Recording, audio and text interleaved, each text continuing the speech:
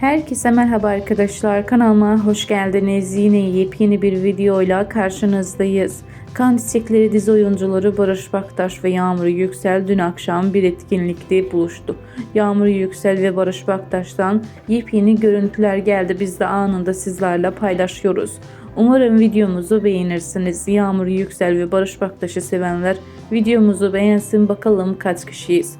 Ayrıca oyuncularımıza ve bize destek olmak isteyenler videomuzu beğenip kanalımıza abone olabilir. Bir sonraki videomuzda görüşürüz. Hoşça kalın, iyi seyirler.